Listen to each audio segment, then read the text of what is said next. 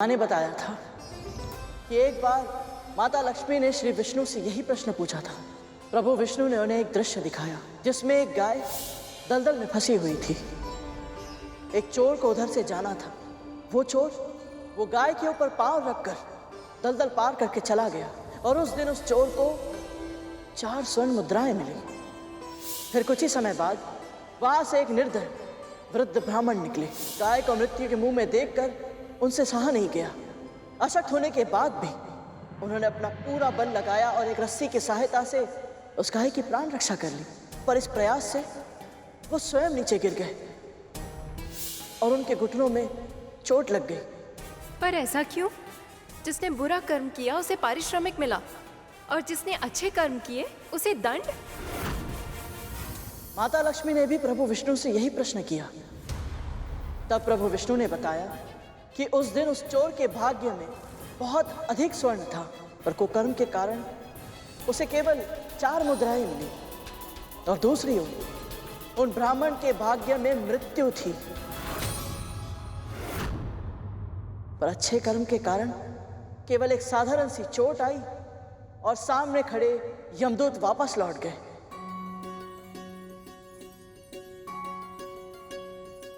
गरुड़, तुमने हमारे सभी प्रश्नों के सटीक उत्तर दिए।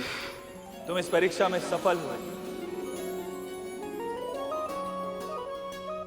हम तुमसे अति प्रसन्न हैं और वरदान देना चाहता हूं। बोलो, तुम्हारे हृदय की सबसे प्रबल इच्छा क्या है? खा ले, खा लेना।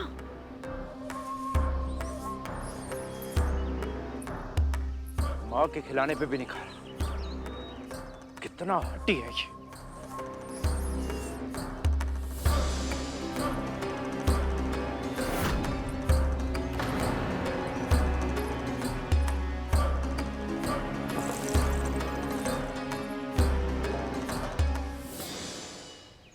हमारी ओर से छोटी सी भेंट स्वीकार कीजिए और हमें आशीर्वाद दीजिए। ये श्वान ऐसे कैसे खा रहा है?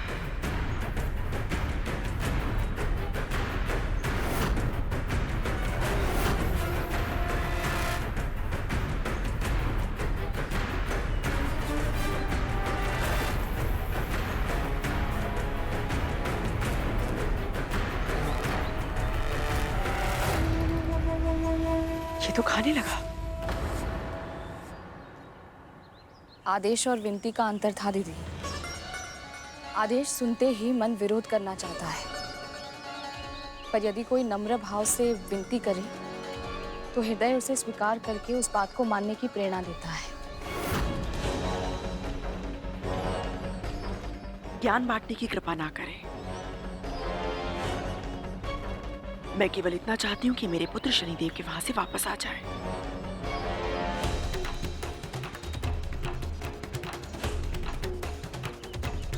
श्वान ने सारे दही चावल समाप्त कर लिए। अब अवश्य ही शनिदेव कृपा करेंगे। अब सब ठीक होगा। आपने मुझे अपने वरदान के योग्य समझा। इससे अधिक प्रसन्नता की बात मेरे लिए और कुछ नहीं हो सकती देवी। पर इस समय मेरे मन में केवल एक ही इच्छा है कि आप मुझे और मेरे भाइयों को यहां से जाने की अनुमति दें, ताकि मैं बड़ी माँ के दिए कार्य को पूरा करके शीघ्र ही अपने घर लौट सकूं। यहाँ से जाने की अनुमति तो तुम्हें वैसे भी मिल जाती पुत्र। तुम कुछ अधिक, कुछ बड़ा भी तो मांग सकते थे। तुम चाहते तो अपनी माँ की मुक्ति का वरदान भी मांग सकते थे। क्षमा करें देवी, पर जो कर्म मुझे अभी करना है मैं उसके लिए चिंतित था, इसलिए माँ की मुक्ति का विचार मेरे मन में आया ही नहीं।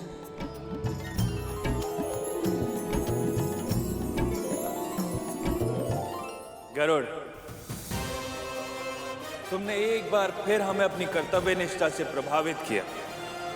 जो पहले नहीं मांगा, चाहो तो अब मांग लो। आपका बहुत बहुत धन्यवाद शनिदेव। पर सत्य तो ये है कि मेरी माँ के लिए उनकी सौगंध को निभाना ही उनका धर्म है। वो कभी अपने वचनों से पीछे नहीं हटेंगी। जब तक बड़ी माँ स्वयं उन्हें दास्ता से मुक्त नहीं कर देती, मेरी माँ अपने आप को मुक्त नहीं मानेंगी। इसलिए यदि मुझे मेरी माँ को दास्ता से मुक्त करवाना है तो मुझे पहले बड़ी माँ को प्रसन्न करना होगा, फिर चाहे ये कितना भी कठिन क्यों ना हो, इसमें कितना भी समय क्यों ना लगे। तुम अद्भुत हो गरुड़, और अद्भुत है तुम्हारी माँ।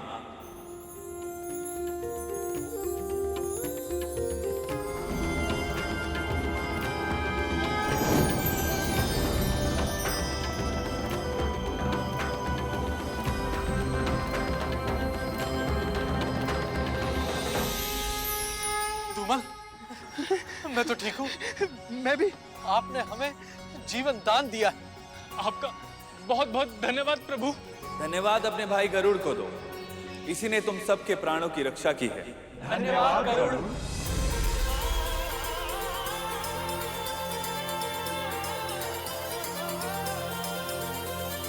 अब आज्ञा दीजिए शनिदेव। तुम्हारी यात्रा निर्विघ्न पूरी हो गरुड़, तुम अपने सभी प्रयासों में सफल हो। मेरा प्रणाम स्वीकार करें देवी।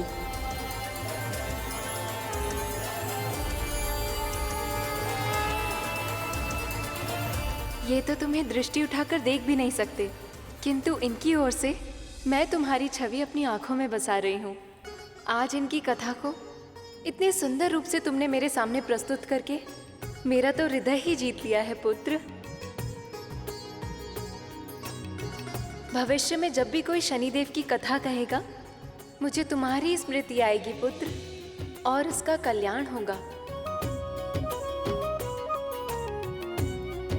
गरुड़, देवी धामिनी का आशीर्वाद अवश्य फलेगा।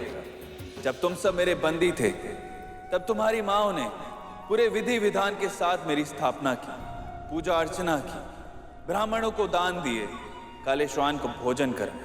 ये उन्हीं की पूजा का फल है जो तुम सभी नाग भाई यहां से सुरक्षित लौट पा रहे हो।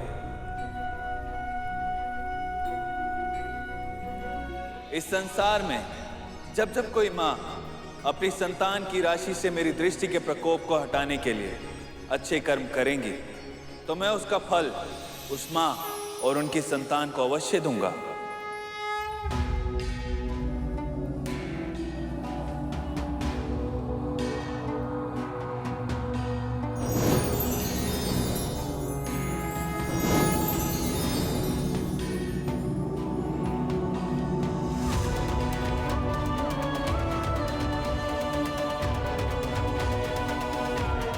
जय शनिदेव।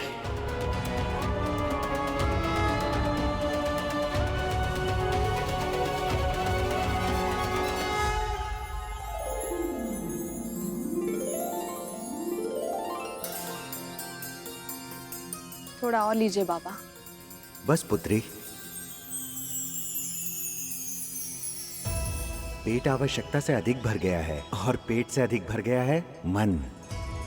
तुम्हारे सद्व्यवहार से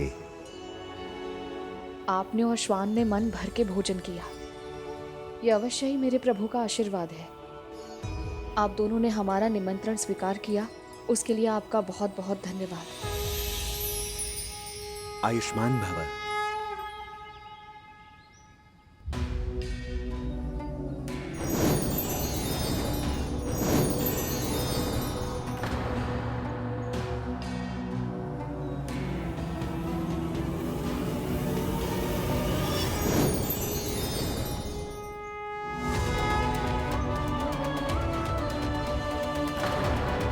शनिदेव,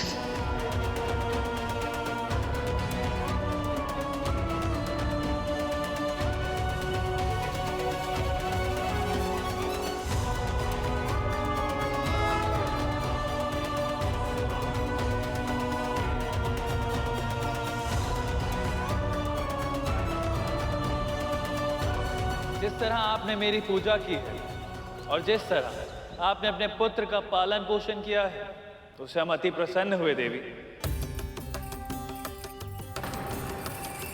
आपने गरुड़ के तन को साहस, मन को धर्म के सुविचारों और आत्मा को भक्ति से सींचा है, और वो भी तो आपके कहे हर शब्द को प्रत्येक क्षण स्मरण रखता है।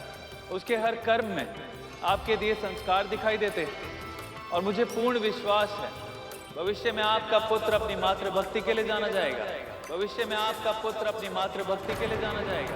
भविष्य में आपका पुत्र अपनी मातृभक्ति के लिए जाना जाएगा। और वो केवल आपके लिए ही नहीं परंतु समस्त संसार के उद्धार में सहायक होगा।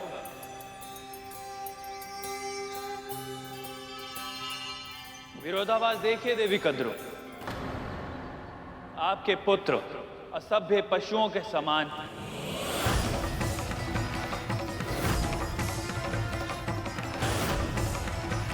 उन्होंने हमारे सैनिकों पर आक्रमण करने का दुस्साहस किया और परिणाम वही हुआ जो होना था। आपके पुत्र घायल हो गए।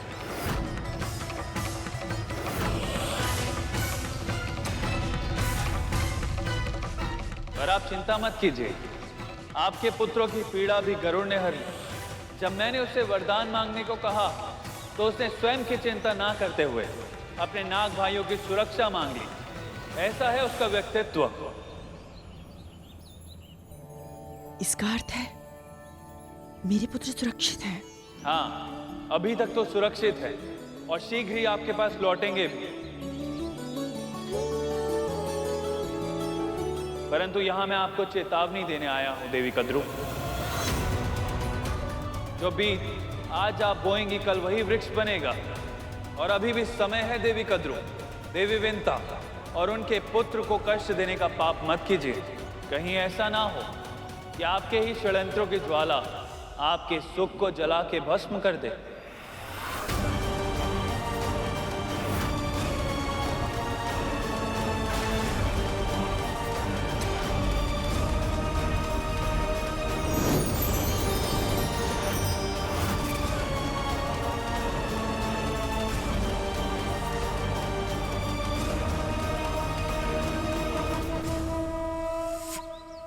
नंदी, जब तुम आहत हुए थे बहुत कष्ट हुआ होगा ना?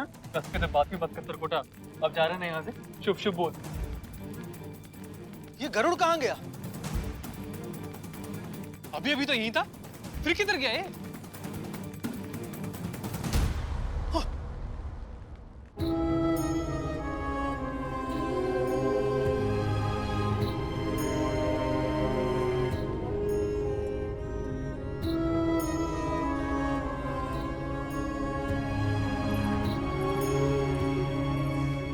मेरे होते हुए भी आप सबको घाव लग गए। मैंने बहुत प्रयास किया था कि कोई भी चोटिल ना हो, पर मैं असफल रहा। मुझे क्षमा करना मित्र।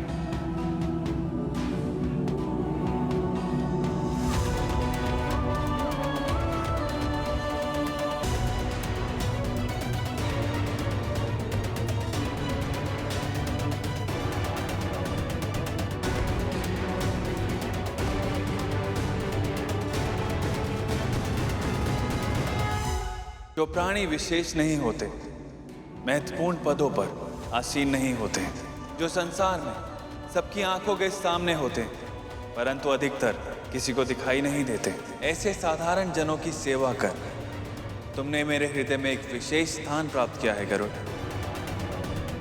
इसलिए मैं तुम्हें एक वरदान और देना चाहता हूं। आज से मेरी वक्र दृष्टि तुम पर कभी नहीं पड़ेगी।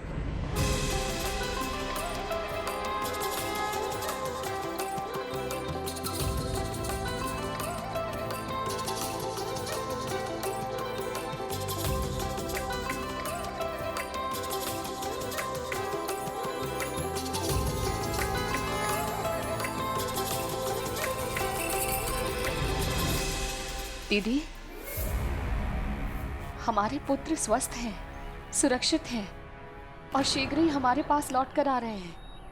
स्वयं शनिदेव ने आकर हमें यह आश्वासन दिया है, इसलिए हमें वही करना चाहिए जो उन्होंने कहा है। मुझे क्या करना चाहिए और क्या नहीं करना चाहिए, इसका निर्णय तू सुनाएगी मुझे।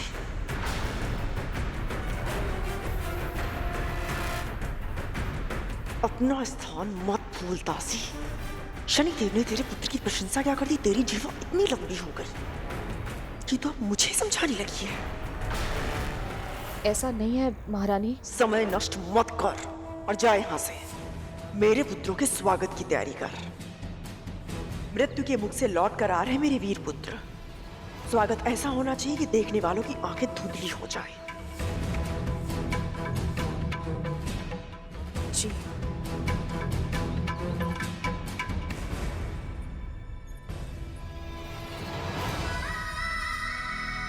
स्वयं शनिदेव ने समझाया, पर उनके वचनों को भी अनसुना कर दिया दीदी ने।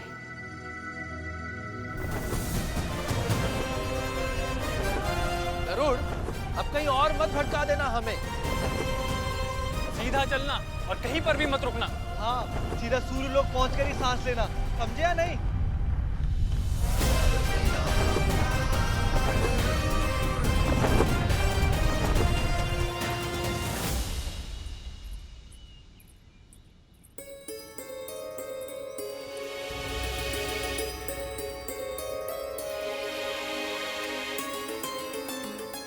ये प्रसाद के पेड़े यहाँ कैसे हैं?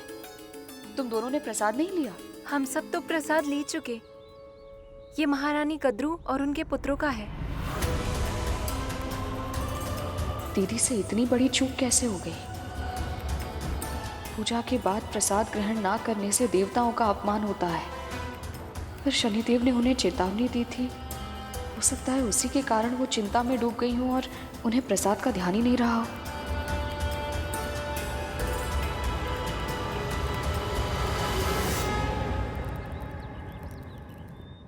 हे शनिदेव, दीदी और उनके पुत्रों से अनजाने में ये भूल हुई है,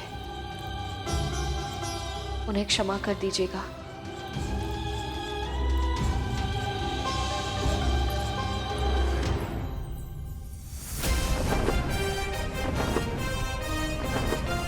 बेकार ही इतना भय लग रहा था हमें। पहले पता होता कि शनि महाराज अपनी स्तुति सुन के ही इतना प्रसन्न हो जाएंगे, तब तो मैं आते ही उनके सामने उनकी प्रसन्नता के पुल बांध देता है।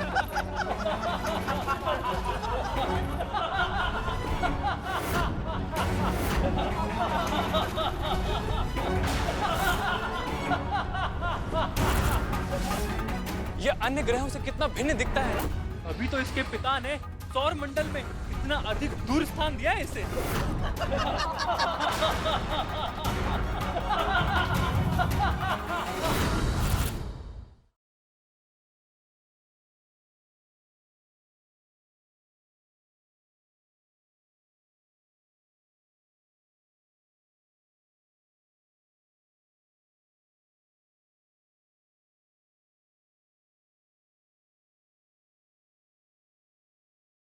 मैंने तुम सब नागों को क्षमा किया, यहाँ से सुरक्षित जाने का अवसर प्रदान किया, परंतु तुम सब नाग मेरी दया के योग्य नहीं है और अब तुम्हारी मां को कष्ट सहना होगा और तुम्हें भोगना होगा मेरा दंड।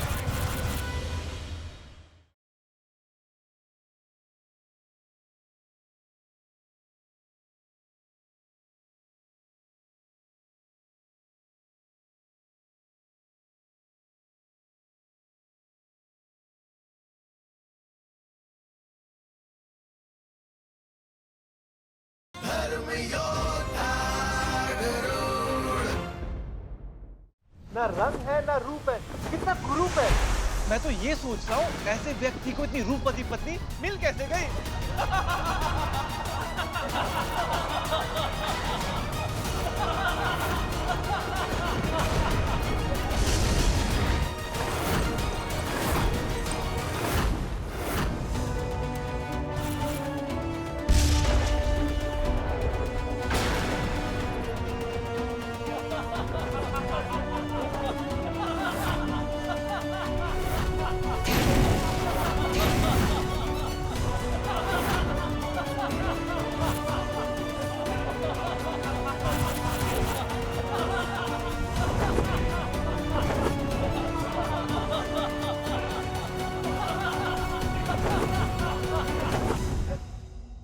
इतनी बड़ी धृष्टता